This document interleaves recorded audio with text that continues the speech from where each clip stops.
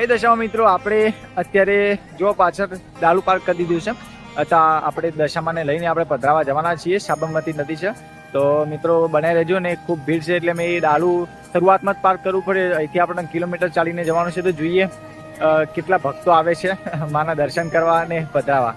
દરેક દેખાડશે, મેં વિડીયો છેલ્લે સુધી જોયો.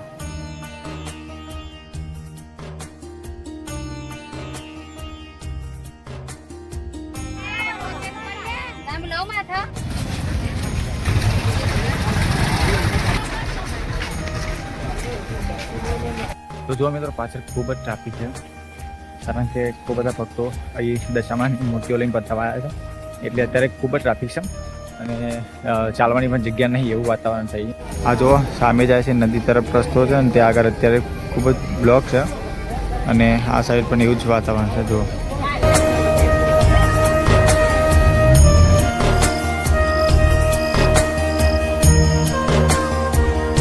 મિત્રો જો આ બધા નીચે જાય છે તે નદી તરફ રસ્તો છે બરોબર.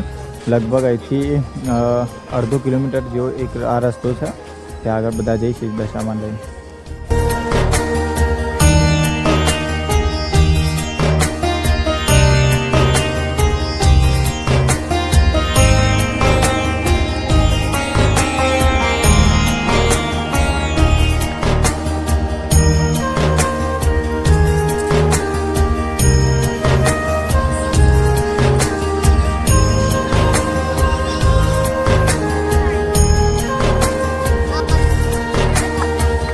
જો આપણે ફાઇનલી પહોંચી ગયા છે નદીના કિનારે. તો જુઓ ઘણી બધી ભારી ભીડ છે અત્યારે તો. અને ચલો આપણે પણ દશામાની આરતી કરવાની છે, પછી સાથે સાથે દશામાની પધરામણી પણ કરવાની છે, વિસર્જન કરવાનું છે. તો વિડીયો છેલ્લે સુધી જોઈ રાખજો. બાકી જો અત્યારે ખૂબ જ ભીડ છે. તો અત્યારે આપણે નદી કિનારે છીએ બરાબર, એટલે આપણે પહેલાં દશામાની આરતી કરી દઈશું. જો બધા આરતી કરે છે પછી દશામાનું વિસર્જન કરવાનું છે આપણે બરાબર. તો નદીનું જો પાણી આ લેવલે છે એટલે આપણે ઘૂંટણ સુધી જવું પડશે અંદર, કારણ કે કાદેવની બધું છે એટલે રિસ્ક ના લેવાય. બાકી જો દશામાની આપણે આરતીનું કામ ચાલુ કર્યું છે તો આરતી કરી દઈએ પછી આપણે દશામાનું વિસર્જન કરીશું.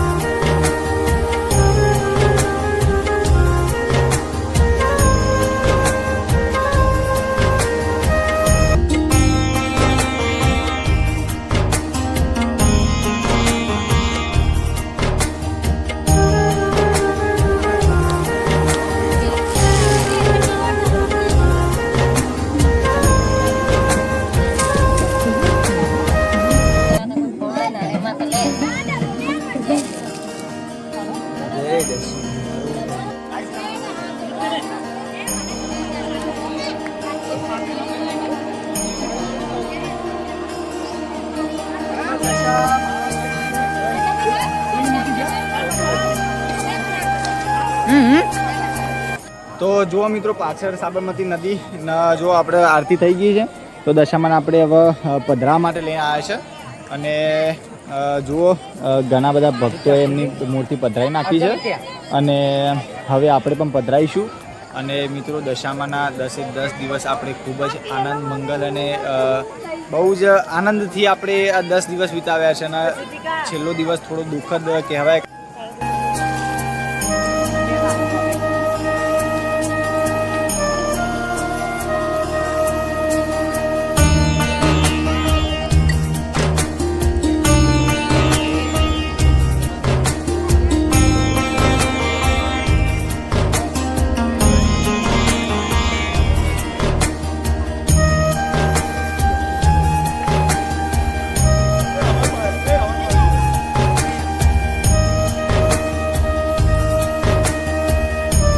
મિત્રો હવે હું તમને દર્શન કરાવું દશામાનું પ્રાચીન મંદિરના.